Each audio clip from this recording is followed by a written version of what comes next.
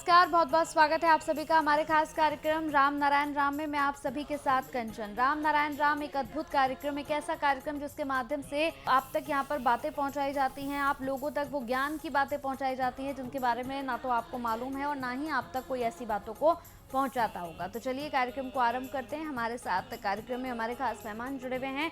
हमारे साथ यहाँ पर संतान दल के प्रेसिडेंट शंकर सरकार जी और खास मेहमान संगीता मुखर्जी जी हैं। बहुत बहुत स्वागत है आप लोगों का। राम नारायण राम। राम नारायण राम।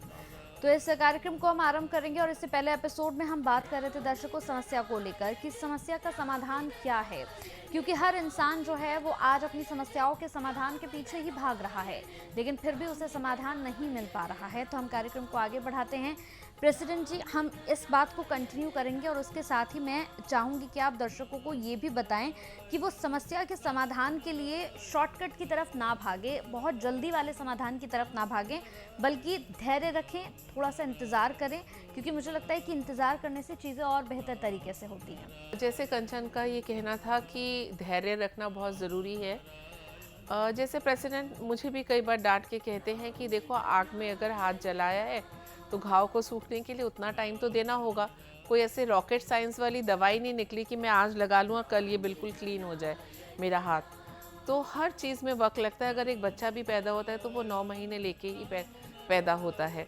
अगर हम कहें कि नहीं 3 महीने में ही, जैसे खेती बाड़ी में कर रहे हैं आजकल, साल में 4 बार खेती उगाई जा रही है, तो उस तरह से ना फल अच्छा होगा, ना उसको उस फल को खा के किसी की सेहत में कोई सुधार आएगा, रादर कि गलत ही गलत हर तरफ फैलेगा। तो इसीलिए संतुष्टि रखना होगा, धैर्य रखना होगा, हर चीज़ अपने वक्त से होगी। और ये सीख लेने के लिए हमें नेचर का सहारा ही लेना पड़ेगा, क्योंकि अगर हम समाज में देखेंगे तो हमें लगेगा कि सभी तो भाग रहे हैं, तो हम क्यों ना भागे और भाग के अपने मंजिल को जल्दी पालें। अगर हम इस सीख के पीछे लगे रहेंगे तो इसको तो रैट रेस कहते हैं। हर कोई भाग रहा है, आप भी पीछे जुलूस में भाग लीजिए। तो आप में और गलती करने वालों में फ़र्क तो कुछ रहा नहीं। अगर आपको सच में सीख लेनी है तो आप नेचर से सीख लीजिए, प्रकृति से सीख लीजिए। प्रकृति में अगर एक पौधा आप लगाते हैं तो वो अपने निर्धारित समय पर ही अंकुर निकालेगा, उसके बाद छोटे छोटे पत्ते आने शुरू होंगे, धीरे धीरे उसकी टहनियाँ निकलेंगी, और हर कुछ एक टाइम से होता है। अगर एक मुर्गी अंडा भी देती है तो उसके ऊपर वो कुछ दिनों तक लगातार बैठेगी, तब जाके उस अंडे में से छोटा सा चूज़ा निकलता है जो कि बड़े होके फिर मुर्गी बनेगा। तो जैसे हर चीज़ निर्धारित है, नेचर का रूल को फॉलो करिए, नेचर के लॉ को फॉलो करिए, तब आपके अंदर भी धैर्य आएगा। क्योंकि रैट रेस के पीछे भागते रहेंगे तो जीवन में कुछ हासिल नहीं होगा और सिर्फ चीज़ें आपसे छूटती जाएंगी, हाथ से सब कुछ छूट जाएगा। और एक दिन देखेंगे आप भागते भागते एक ऐसी जगह पहुंच गए हैं जहां आप अकेले खड़े हैं और आपके दोनों हाथ भी खाली हैं। तो ज़रूर इस तरह के जीवन की प्रत्याशा तो आपने नहीं की होगी। अगर एक सुंदर अच्छा जीवन चाहते हैं कि आप उसको एक बहुत सहज और सरल तरीके से आगे लेके जाएं, जिसमें आपका परिवार आपके साथ हो, आपके परिजन आपके साथ हो, आपके माता पिता, आपके भाई बहन, पूरा परिवार, पूरा देश, पूरा संसार आपके साथ हो, तो आपको नेचर के रूल को ही फॉलो करना होगा। इसके अलावा कोई ऐसा रॉकेट साइंस नहीं है कि आपको हम खुद समझ के लिए नहीं होगा, समाज हमारे लिए क्यों होगा। बिल्कुल हमको तो पहले बलिदान करना है। बलिदान करना पड़ेगा समझ के लिए, तब ना समझ आ गया आके हमको बोलेगा बोलो तुम्हारा क्या करना है, तुम्हारे लिए क्या करने पड़ेगा। बोले देखो, हम खुद दिखाएंगे समझ को क्या करना चाहिए, तब तो समझ मेरे को करने के लिए। छोटा सा भी बच्चा होता है ना, हम सोचते हैं कि उसका स्वाभिमान नहीं है। अगर हम उसको इज्जत से बात करेंगे, बचपन से उसे आप करके बात करेंगे, अच्छी तहजीब सिखाएंगे, तब ना जाके वो हमें इज्जत देगा। तो सबसे पहले देना होता है, देने के बाद आप कुछ पाने के हकदार बनते हो। प्रकृति भी हमें देती है और वो तो कुछ मांगती भी नहीं है बदले में, हमसे सिर्फ दिए जा रही है। जिस दिन से प्रकृति का एग्जिस्टेंस हुआ है, आसमान है, सूरज है, हवा है, इन्होंने तो कभी किसी से कुछ वापस भी नहीं मांगा, सिर्फ दिए जा रहे हैं। लेकिन हम इंसान हैं, हमारे जीवन में सब चीज़ों के साथ एक छोटी सी लालसा भी है कुछ पाने की, लेकिन कुछ पाने के लिए पहले हमें देना होगा। बिना दिए जो सिर्फ पाने की प्रत्याशा करेंगे तो कुछ भी हाथ नहीं आएगा, जो आपका है वो भी आपके हाथ से निकल जाएगा। इसीलिए धैर्य रखिए, जीवन को नेचर के धर्म से चलाइए। पहले सिर्फ देते जाइए। और नेचर का धर्म क्या है? हर चीज़ अपने टाइम से करना। आप जो भी आपकी जीवन शैली है, अगर आप स्टूडेंट हैं तो स्टूडेंट के हिसाब से, अगर आप कार्यरत हैं तो कार्य के हिसाब से, अगर आप गृहिणी हैं तो गृहिणी के हिसाब से अपनी ड्यूटीज़ को पूरा करना ही होगा। अगर आप अपनी ड्यूटी से दिल चुरा के आप खुद नहीं करेंगे, खुद देर तक सोए रहेंगे, फिर बोलेंगे आज मैं ऑफिस में लेट हो गया, या पढ़ाई के टाइम पे पढ़ाई नहीं करेंगे, फिर बोलेंगे मेरा रिजल्ट क्यों ख़राब है। उसके बाद आप भागते हैं पंडितों के पास, मेरा रिजल्ट अच्छा करा दो, यहाँ लाल धागा बांध दो, यहाँ पीला बांध दो, मेरे नाम से जाप कर दो। कोई ज़रूरत नहीं है। ये कोई नाटक नहीं है रंगमंच का कि मेरी प्रॉक्सी आज इन्होंने दे दी, कल उसने दे दी, कल मैं एब्सेंट थी तो मेरा रोल उन्होंने कर दिया। ये लाइफ में नहीं चलता, ये रियल नाटक है, यहाँ प्रॉक्सी नहीं चलती। तो आपका काम रियलिटी होना चाहिए, बिल्कुल खुद के लिए, सामने वाला के लिए। बिल्कुल आप कोई बिल्कुल प्रॉक्सी, कोई नाटक, कोई ड्रामा नहीं चलेगा। एग्जैक्टली तो यहाँ कोई प्रॉक्सी नहीं चलती, अपना काम खुद ही करना होगा। कभी तो सूरज नहीं कहता हवा को कि आज तुम थोड़ा सिर्फ हवा ही चल जाए, मैं आज धूप नहीं निकलेगी या सूरज उदय ही नहीं होंगे। तो आप सोच सकते हैं 24 घंटे का अंधेरा हम सह पाएंगे? पृथ्वी वहीं खत्म हो जाएगी। सूरज नहीं रहेगा, धरती खत्म हो जाएगी, 1 मिनट। बिल्कुल।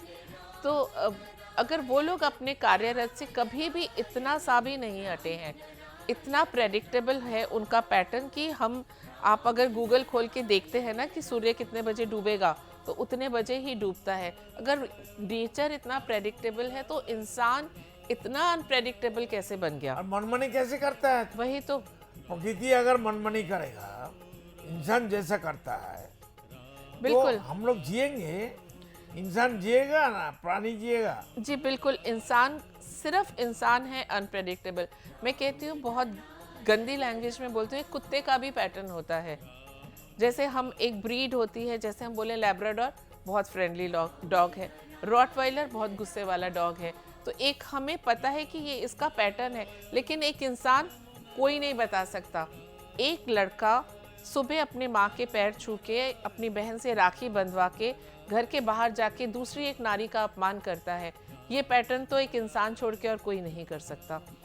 तो अभी भी वक्त है कि हमें समझना होगा, नेचर के नियम का फॉलो करेंगे तो ही जिंदगी सहज सरल होगी। माँ बाबा को पहले से बच्चा को तैयार करना है बचपन से। अगर माँ बाबा अच्छा नहीं होगा, माँ बाबा बच्चे को ठीक से प्यार नहीं देगा, वो सुधर नहीं जाएगा, तो बच्चा कैसे सुधरेगा? जो पापा सिगरेट दारू पी के घर आता है, उनका घर का बच्चा कैसे अच्छा होगा? वो नारी का सम्मान करना कहाँ से सीखेंगे? अगर उनके घर में ही उनकी माँ बहनों को मारा पीटा जाता होगा तो वही देख के वो लड़का भी बचपन से बड़ा हुआ है, बड़ा होके वो भी बाहर निकल के नारी का सम्मान नहीं करेगा। ये जो दुनिया में इतने रेप केसेस हो रहे हैं, पहले ईव टीजिंग हुआ करती थी, तो इसकी वजह क्या है? इसकी वजह कहीं ना कहीं हम माता पिता हैं, जो हम अपने बच्चों को सही सीख नहीं दे पाए, नारी का सम्मान करना नहीं सिखा पाए। तो ये बहुत सारी चीज़ें हैं जो कि हमें रूट लेवल से बच्चों में डालनी पड़ती है। ये बहुत बड़ी जिम्मेदारी है। जैसे हम एक पौधा लगाते हैं, छोटा पौधा, हम उसको क्या करते हैं कि चिड़िया ना खा जाए, उसको एक हरे कपड़े से पहले नेट से ढक के रखते हैं कि उसको कोई छोटा पौधा है तो पहले घर के अंदर, फिर थोड़ी देर के लिए धूप दिखाना, ये अंदर बाहर करना, उसकी जो देख रेख हम करते हैं। जहाँ हमारा स्वार्थ है वहाँ तो हम कभी चूकते नहीं हैं। जैसे कोई किसान है जब खेती बाड़ी करता है, उसका एक सीज़न होता है, जैसे चावल है तो उसको पानी के अंदर ही बोना होता है। तो जब हम बात इंसान पे आ जाती है, अपने बच्चों को पालने पोसने में आ जाती है, हम इतने स्वार्थी क्यों हो जाते हैं? हमें अपना स्वार्थ के अलावा बस मेरा घर ठीक रहे, मेरे घर की लड़कियां ठीक रहे, दूसरे घर की लड़की को कोई कुछ भी कर दे, चाहे उसके रात के 8 बजे, जो इतने केसेस हमने पीछे पड़े हैं, जो कोलकाता में अभी केस हुआ, मतलब जिसको हम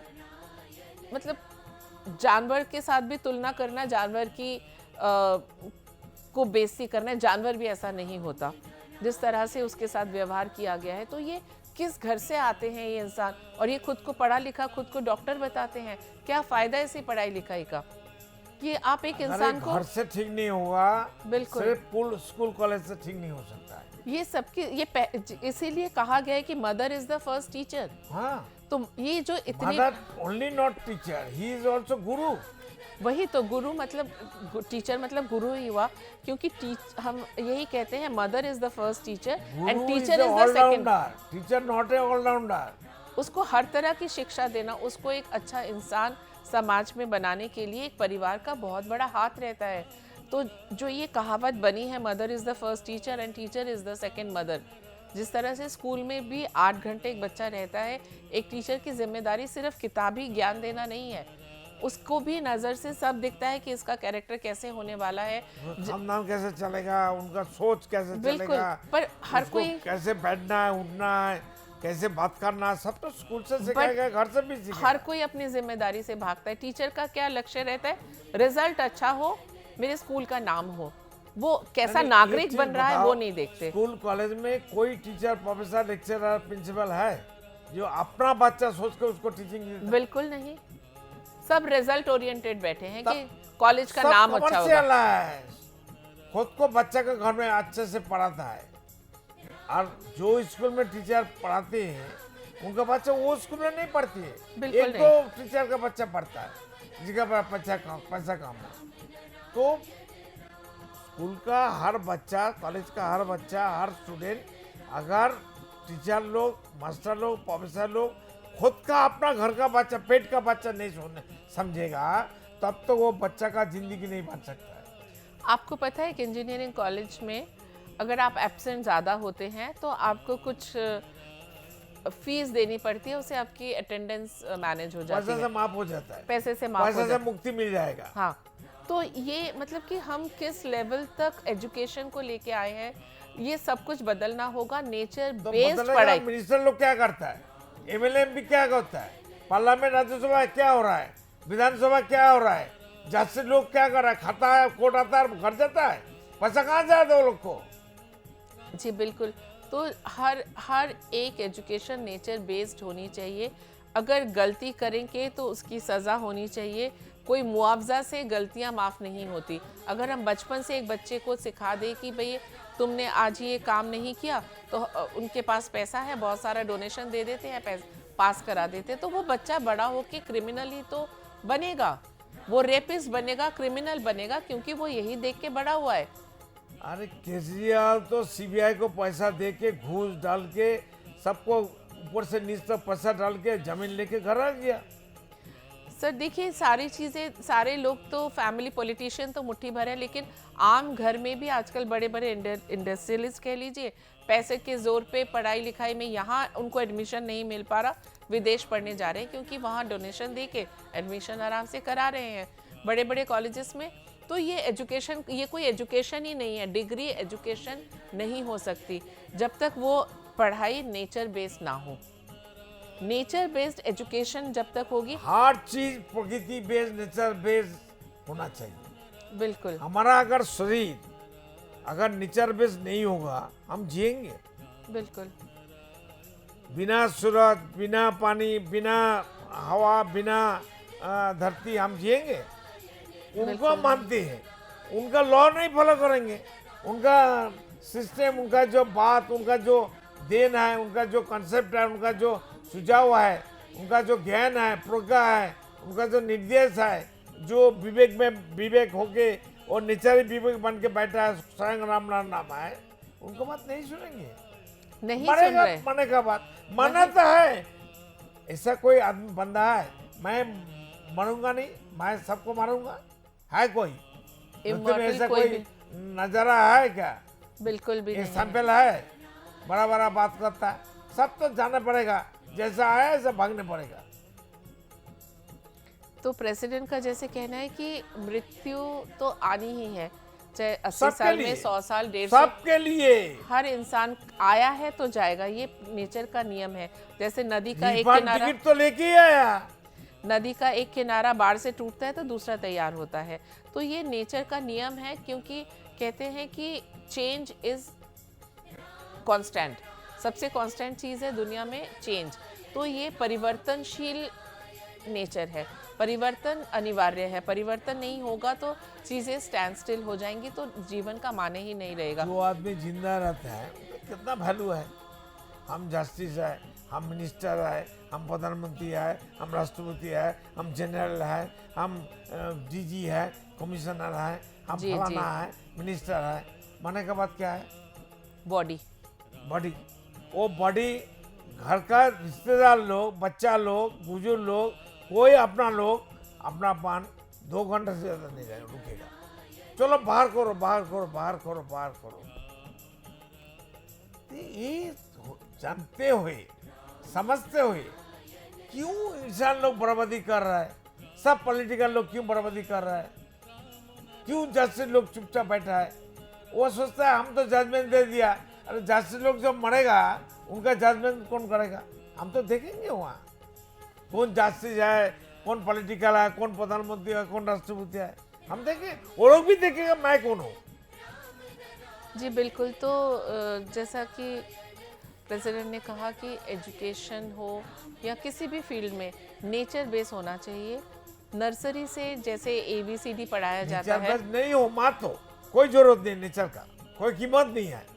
नेचर का छोड़ के हम एक दिन 1 घंटा जिएंगे, 1 मिनट, 1 सेकंड भी नहीं जिएंगे। तब तो जैसे करिकुलम में ABCD होता है, मैंने पहले नहीं, भी कहा था। पहले का टाइम में हम मोदी को बोला जो तो अभी प्रधानमंत्री है, ये घर घर में, गांव गांव में सबको एंड्रॉयड फोन, बड़ा फोन जिसमें व्हाट्सएप, फेसबुक, इंस्टाग्राम सब कुछ, ट्विटर चलता है, ऐसा फोन गिफ्ट दीजिए। उसमें क्या होगा, सबका साथ जोड़ेगा, लिंक मिलेगा। इंटरनेट का युग है, छोटा छोटा फोन में क्या मैसेज मिलेगा उसको? एक फोन ने दे दीजिए ना। हम तो बोला था 1 करोड़ रुपया हम देंगे सरकार को, सरकार हमसे ले ले।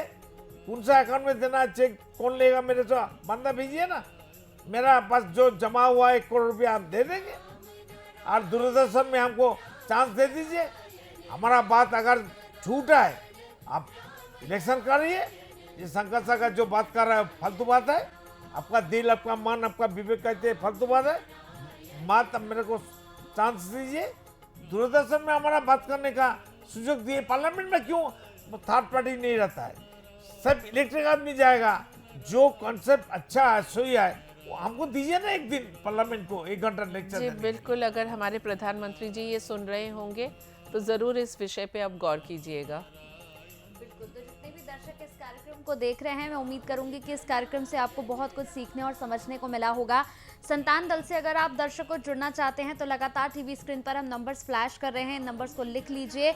इन नंबर्स के साथ अगर आप जुड़ गए तो आप यकीन मानिएगा आपके जीवन की तमाम समस्याओं का समाधान आपको मिल जाएगा। और इससे पहले के जितने एपिसोड्स भी हैं वो सारे एपिसोड्स यूट्यूब पर आपको मिल जाएंगे। आप जाकर पूरी सीरीज देख सकते हैं और समझ सकते हैं कि संतान दल का आखिर कार्य क्या है। तो चलिए, वक्त हो चला है इस कार्यक्रम को समाप्ति की ओर ले जाने का। बहुत बहुत धन्यवाद प्रेसिडेंट जी, बहुत बहुत धन्यवाद मैम आपका। राम नारायण राम। आप देख रहे हैं हमारा खास कार्यक्रम राम नारायण राम शंकर सरकार जी के साथ राम नारायण रामशाह। यह एक महाध्वनि और बीज मंत्र है। यह सभी समस्या का संपूर्ण समाधान है। आप लोग इन्हें अपना के देखिए, मन और दिल में क्या प्राप्त हो रहा है।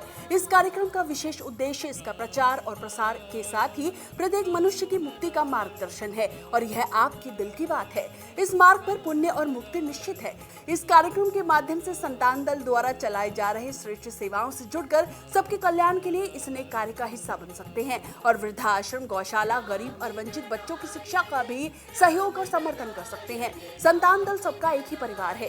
अकाउंट नेम संतान दल, account number 266505000657, IFSC code ICIC 000265। पूरी तरह जानने के लिए आप संस्था के फोन नंबर पर संपर्क कर सकते हैं। Phone number 6291342066, 9836073503। Email ID santandal1960@gmail.com।